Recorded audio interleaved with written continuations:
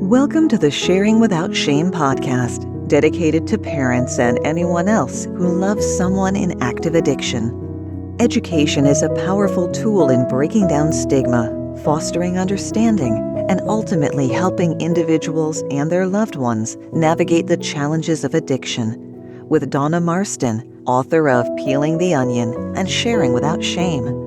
So take a deep breath and grab some tissues as we uncover the stories of love, courage, and unwavering support in the face of adversity, as Donna and her guests share their stories without shame.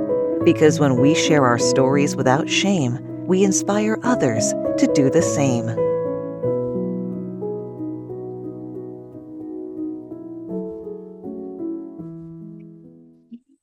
Hello, and welcome to Sharing Without Shame's podcast. I'm your host, Donna Marston, and today's podcast is sponsored by Snap Bands, a unique cognitive behavior therapy bracelet that integrates gentle physical sensations with personalized mantras, cues into instantly transform unwanted negative thoughts into positive mental focus and stigma-free.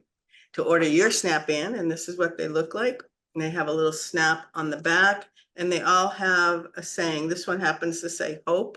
I have another one that says blessing. If you're interested in getting a Snap Band, just go to www.snapbands, and that's two P's, SNAPPBANDZ.com. And under the comments, do SWOS or Sharing Without Shame. And so that our sponsor will know that you heard about the band from us. So today I would like to welcome Eric, and Eric is the Senior Director of White Horse Recovery Center organizations. He helped start the 4 White Horse Recovery Centers from Carroll County to Canada.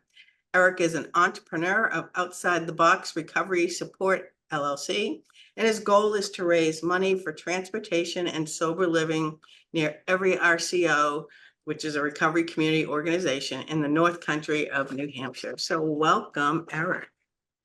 Thank you, Donna. So first question, what would you like to share without shame? Well, I am no longer shamed by my addiction. Basically, my mess has become my message. This July 11th, I will have 11 years sober. Congratulations. So I pretty much got the opportunity to go from being the town drunk to the town recovery guy. And now that's spread further north. Wow, what a leap. It is my mom's surprise. So that's telling. So how did you get from being known, being labeled as that town person?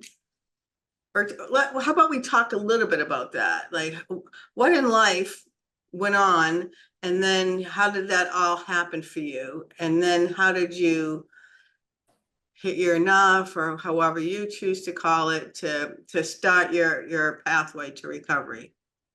Well, this is my second sobriety. And in the first one, I did all the right stuff. I was doing this, I was doing that. I was going to meetings, right? I became my own great I am. And that led to the worst 6-year relapse of my life. And it was a good lesson for me because I thought I could just have one. Of course, by one, I mean 1/5. And I didn't take a sober breath for 6 years.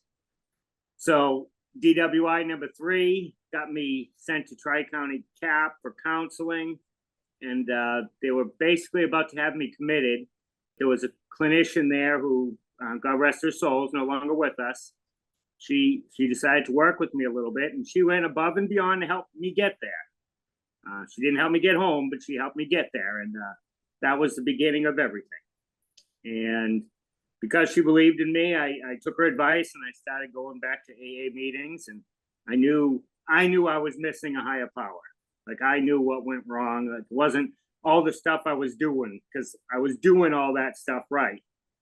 But there was no higher power to help me, give me strength, whatever you want to call it, until I had some kind of a spiritual experience. Not going to pretend I understand it or even know what happened. But in the matter of snap, I was a different person. I actually thought I had a mental breakdown. Wow. Yeah, and took a couple days, and I realized I wasn't thinking about booze. I wasn't thinking about women. I wasn't angry. Like something inside changed, and I've been running ever since. Like, can you talk a little bit about that? Exactly what happened when you say, like, snap of a finger? Did you like feel a negative energy leave your body? Did you, when you say a spiritual awakening, were you with somebody on the other side? What does that look like? So I was setting up for the OSFI meeting. So I lived in OSFI. There was only 2 AA meetings in town at the time. I had no license. I had no car, like the usual story. So they gave me the coffee job because I needed something to do because I still was unemployable. And I had gone to the meeting early because I had get coffee set up, get the meeting set up. And I was just always ahead of time because I still had no life going for me. So it happened to be the first early snowfall. We got like a foot of powdered snow. So I knew right away there'd only be 3 or 4 guys that would show up during a snowstorm. Mm-hmm. But I went in, I got all set up, I made the coffee, and I came out and I decided I was going to shovel the walkway. But the church hadn't pulled out the shovels yet. So all I could find was one of those little kitchen brooms. A little kitchen broom? Yeah, it was a little kitchen broom, not even a foot long or wide. And I swept off the walkway.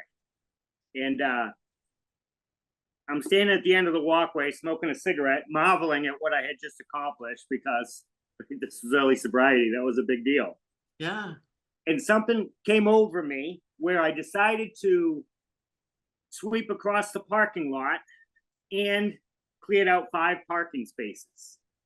Now that's a lot with a little kitchen broom, but it was a powdered snow to be. Yeah. It wasn't that hard. So Ken, the guy, he had 24 years of sobriety at the time. He was sort of the senior at the meeting. He shows up and he's like, "Eric, what are you doing?" And I'm like, "Ken, I had the strangest feeling that a lady was going to show up. It was her first AA meeting and she didn't come in because she's wearing shoes." He put his hands on my shoulder and says, "Keep coming, kid, keep coming." And that was it. So one other guy showed up. The 3 of us went in, and as we started reading how it works, all of a sudden the door swung open. Lady introduced herself as Nicole and said she had no intentions on coming in, but since the snow was shoveled, she did. Wow. My jaw hit the floor. So did Ken's. It was kind of like one of those cartoon things, like with that. Yeah. And that was the moment.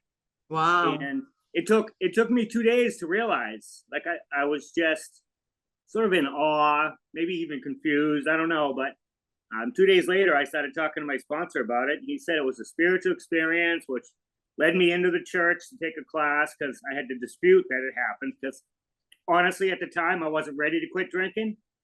So I had to learn about Christianity to disprove Christianity so I would be able to continue to drink. How insane is that, right? Right. And then, I don't know, it was 3 or 4 weeks later, I was basically begging to be baptized. And sober ever since.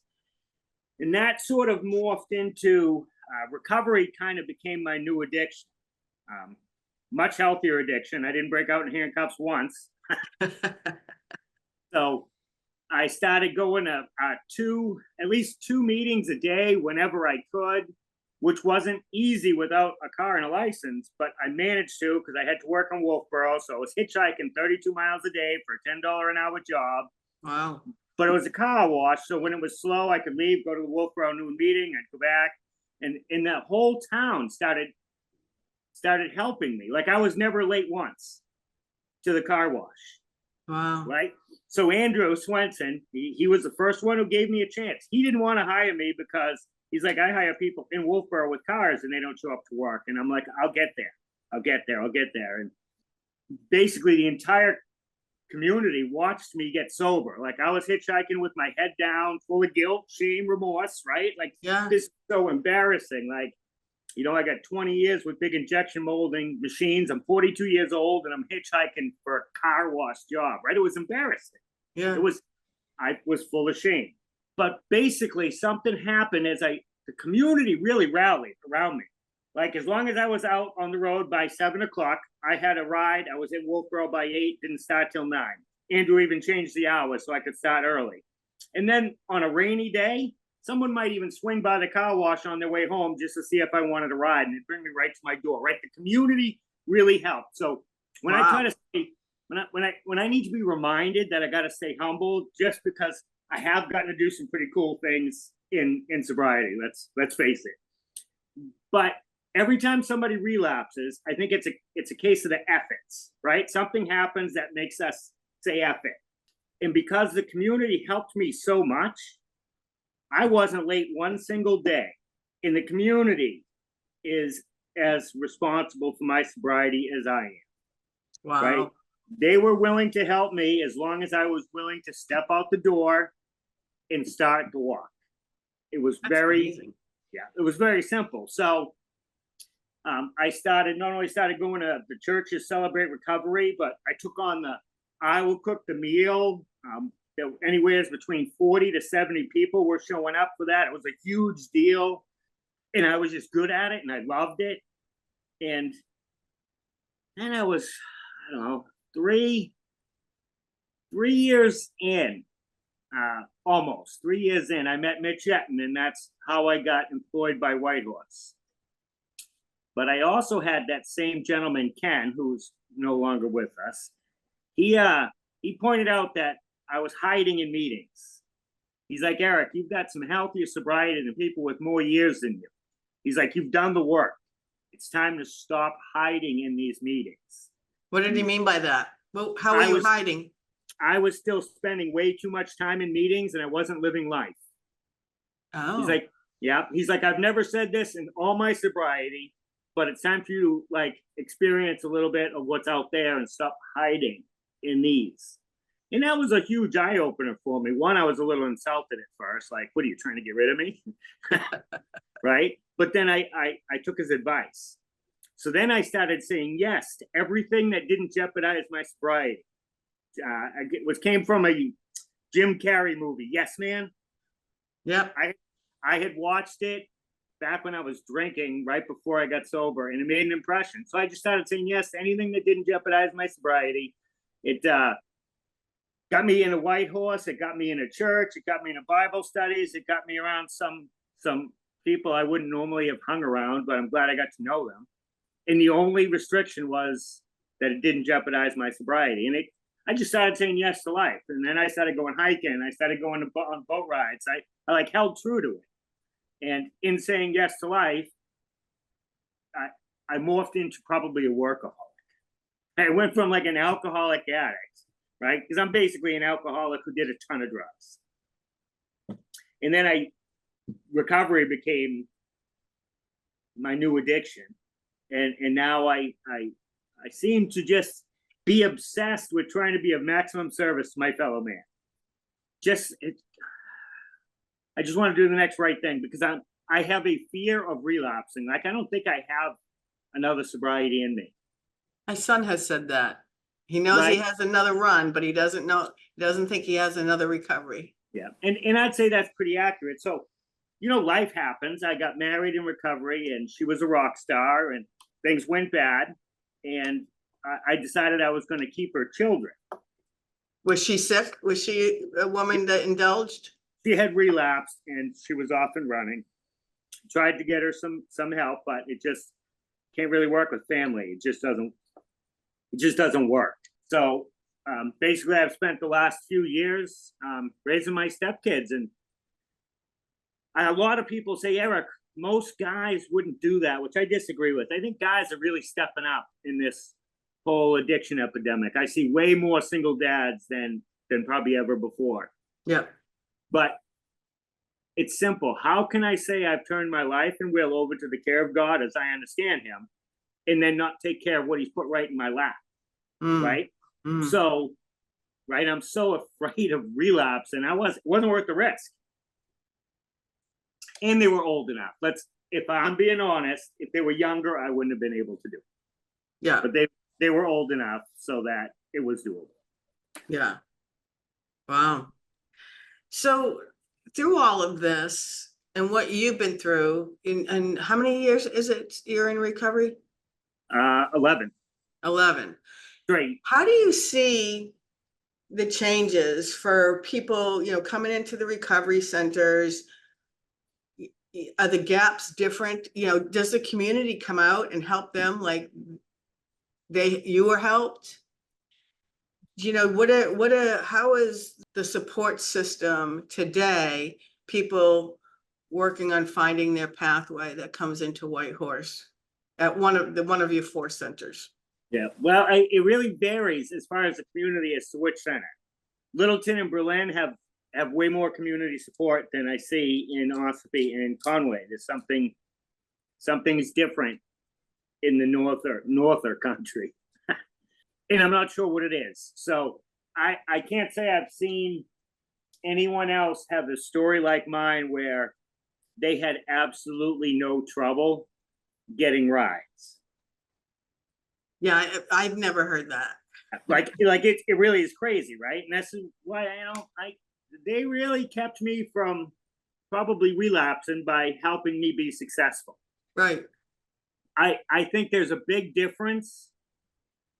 Like I'm an alcoholic who did a ton of drugs, right? But I've only snorted. I think this new methamphetamine that's on the street and the heroin and fentanyl is a little bit of a different animal. And I think it might just be, I don't know, harder to break away. I'm not sure. Like I was really done. Like I was cooked. Stick a fork in me. I really didn't want to die because I liked drinking too much, but I had nothing else going for me. And somewhere in this, and I have no idea where it happened. Because even after the spiritual experience, I remember I'd be telling everyone, I can't smoke weed. I can't drink. Like I can't risk all this. And I was talking to somebody, and this was just recently, I said, why would I? Right. Why Why would you? would I? And I'm like, well, that's a big change. And I have absolutely nowhere that could have happened in the first year. It could have happened, I don't know, a year ago. I just don't know. But why would I pick up a substance? I have a life that I no longer need to escape from. And that doesn't mean I don't have bad days. This week has been horrendous. I broke 2 cell phones. My cell phone is brand new and it's not working. I'm like, oh my word, the whole world is caving, right? Well, sometimes those are little signs that you're supposed to take a break from technology. That's kind of what I'm thinking. And of course I don't, right? I'm here on technology right now. Mm-hmm. But I don't, it's horrible. When your personal cell phone goes down, you lose almost everything. And then I don't know about you, but I'm not so good at remembering all the passwords. So then I have to switch it over to a different phone, reset all the passwords because I don't remember them all. It's a lot of work. Yeah, it is. It's a lot of work. And I'm hoping there's an update that fixes my phone. There you go. Hoping. So, I've been to your recovery center in Ossipee, and talk about the garden that you created, and there was a thrift store, and some of the things that you all offer. So the community garden last year's was kind of lame. So the first couple of years was me, right? I was basically the one doing it with some other people participating around me. But this year I got to give kudos to the Ossipee staff. This might be the best garden yet. And nice. It's looking amazing. And I'm incredibly proud. So that's free food to the community. So Whitehorse Police, if you elevate the entire community, it's going to have an impact on the hopelessness and the addiction problem. Right. Regardless, right? Let's lift up every single person we can, which also ties into the thrift store. So the thrift store was great when it was on the same property as the RCO, but we needed more space. So now that's become the clinical department, and about, I don't know, a mile and a half down the road in another plaza, Indian Mount Plaza, we have 10 times the square footage. Wow. Right? But it's still another resource for the community. So a lot of times we'll coordinate with the jail. Somebody might get arrested and they come in the summertime or the wintertime. And when they're released 6 months later, the weather is completely different. right? So we're able to, the jail will reach out, tell us what the sizes are, and we can just get them some new clothes. Wow, that's awesome. Yeah. Mitch during Christmas does free photos with Santa, and he does make a good Santa. Don't tell him he's put on a few pounds, but it helps fill out the outfit. And we had one major, matter of fact, when the new thrift store was, we just got the space, but we hadn't moved everything in. It wasn't even cleaned yet. And then it was like a 16 apartment building fire where everybody lost everything. Wow. And we basically ran over to it, pushed everything to the back of the room, cleaned up real fast, set up tables, and the whole community rallied around these 16 families, donated all sorts of stuff, and we were just sort of the focal point. The hardest part about that was, like, everyone was able to get almost everything they could have possibly needed because the community really rallied on that. But the issue, as far as I know, only 2 of those families were actually able to stay in Carroll County due to housing. Wow. Right? Rochester, Farmington, Laconia. So everybody basically, because of lack of housing, ended up moving to other towns. Wow. But it was still beautiful to watch. The community just like came out of the woodwork. So speaking of housing, that's one of your goals to do recovery housing from all Northern New Hampshire. I think you have your business that we talked about, Outside the Box, and you are looking to have recovery homes, right? Where people live, they live there. And So there's different levels of it. So can you talk a little bit about that? Like where's all this going? I've been waiting for some rich guy to come in and say, hey, Whitehorse has done all this amazing stuff and I want to help. Right? That's sort of, I've never been in a financial place to do it. So I had this idea for the phone throne. I actually have one. Not sure. Let me see. This one's got the side camera. So this is basically what it is. This is a dark one. There'll be a dark and a light. And it's just for holding your cell phone. Started because I wanted something to put my phone on for in the bathroom. That's the reality. Now I got them all over my house. The kitchen sink one probably gets used the most. Yeah.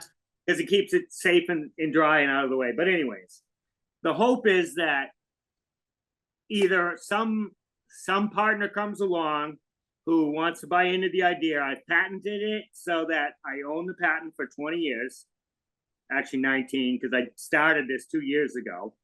And I've got a gentleman who I helped about 6 years ago, building them in his garage as we speak. I'm hoping to launch, if the website's done, we're hoping to launch July 11th, because it's just my sobriety date. Seems like a good idea. Yeah. And my hope is it will bring in enough revenue to stand up the first recovery house. I don't know if it'll be Whitehorse, if it'll be mine. Either way, it doesn't matter. It's going to happen. And then I want to, if it's the right location with the garage, start making them also. So somebody's going to be able to come to the house straight out of jail, transitional living or whatever, and they'll be able to help make these to resell. So that's their job, to help pay for their own sober living. Oh. And hopefully it will also help stand up the second house. And same scenario, right? So to be made by people in recovery, supporting people in recovery, for people in recovery. That's the big hope. Wow. But a lot of things have to fall in the right place. Yeah. And what does that mean? What does that look like? Well, it's going to take at least $500,000 to stand up a house in today's market. You're not going to do it for any less than $500,000. You're talking actually buying the house and not renting a place. I want to buy the house because the cost with a mortgage, the cost of living is just going up. And the idea is to bring people in and then have them move on and not need us. Right. Right. So I don't want to have to charge, $250 a week for rent. And if the house is paid for, I'm pretty sure the rent can be way less. Hopefully the phone thrones are selling, bringing in the extra profit. So the idea is, because I am going to keep a little bit, so 90% of all the profits of the phone throne will go back into the community in one form or another. Wow. Right? So I'll pay employees, and obviously, the wood's not even cheap anymore, but 90% of the profit. So if this makes millions of dollars, that's going to be millions of dollars going back, and maybe I'll pay off my mobile home and my fancy Subaru, right? So it's not about me getting rich. It's about enriching the communities where I work and play. Wow. Right? One person, I believe, can make a big difference.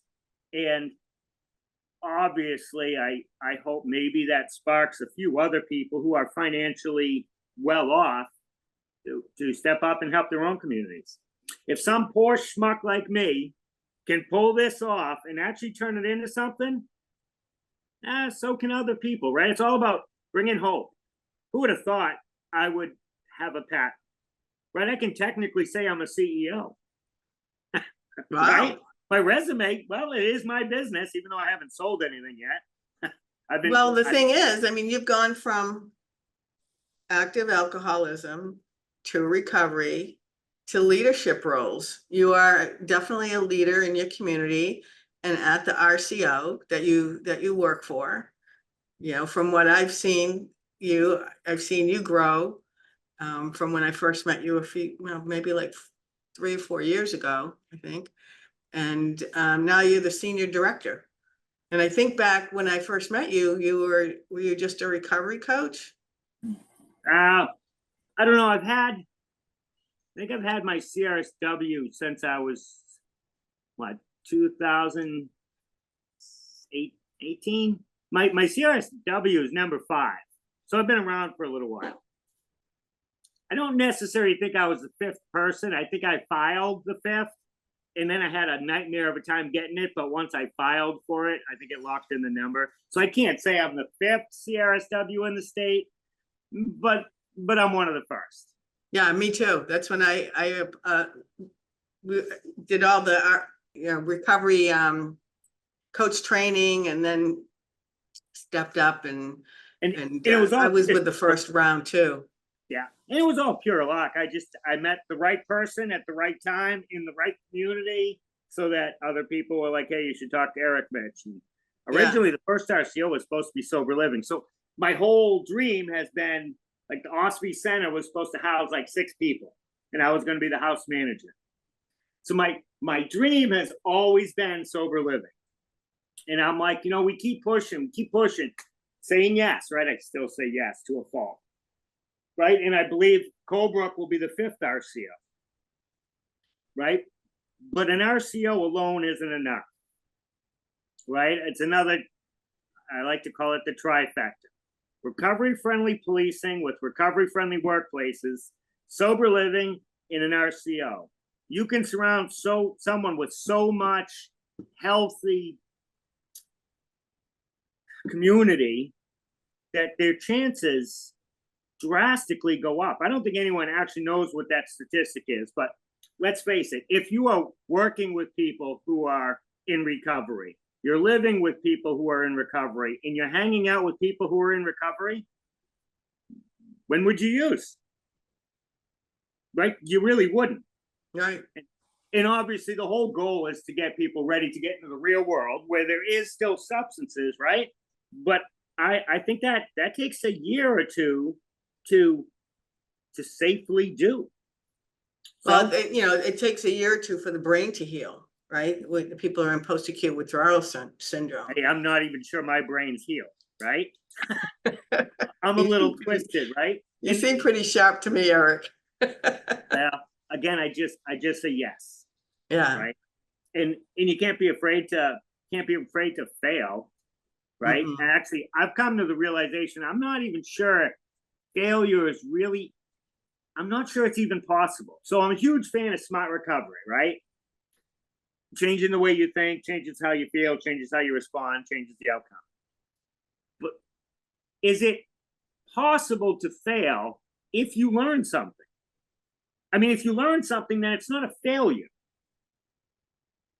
So to me, I think we should stop using the term failure, because it's almost impossible not to learn. Whether you admit you learned it or not, that's a different story, right? Right, But right. if you are unsuccessful, you learn something. So therefore, it's not failure. Well, yeah, because sometimes you learn what you don't want. Right? I mean, they say what? Einstein, how many times did he learn how to not make a light bulb, right? So it really comes down to being just perspective. How do we see things? Like, you know, this phone throne thing could basically, I could lose all the money. Like, not that it was a ton of money, but you know, I'll get about 30,000 into it, and that's pretty much every penny I have saved. Right? And I could lose it, but what's the worst thing can happen? I've been broke before, right? I've been broke before, and I've always come back. So this would be easier because I'm not drinking and doing drugs, wasting money at the bar. Right. Yeah. Right. So whatever. I'm just gonna go for it, and I'll send you the link when it's live. Yeah. Well, maybe because what just the 11th, and this probably won't air till August, so it will be live. So you have to give us the link. So we're gonna wrap up. What is any words of wisdom for people that are seeking help, seeking treatment, just don't know what to do, but they know they're sick and tired of what they're doing? I think my big thing this year has been everyone can recover. Period. End of story. You know, I go back to when I was in DWI classes, and facilitators would tell us, statistically speaking, one of you might get and stay sober, and I'm calling bullshit on that. What do we know? What is the truth, right? The truth is every single human being is capable of becoming addicted if they put a substance into the body over a long enough period of time, right? Facts. What is also a fact? Everyone can recover. Now, it doesn't mean everyone will, but if we start telling them that they can, then odds of them succeeding drastically go up. If I tell my kid, hey, you're just going to fail at school, right? Is he going to try? No, right. Or am I going to be like, kid, you're way smarter than you're giving yourself credit for. You can succeed. And you know what? His grades specifically, it's the best year ever because I told him he could. Yeah. It's really not complicated, right? So we all have a chance to put the human back in humanity. Everybody has opportunities to improve somebody's day every single day. And if we all start doing that, the hopelessness problem in our community, which is driving the substance use problem, it will at least lessen. I can't guarantee it's going to go away, but I mean, that's my goal, right? Put myself out of a job. How great would that be? So if anyone would like to get in touch with you, how would they get in touch with you, Eric?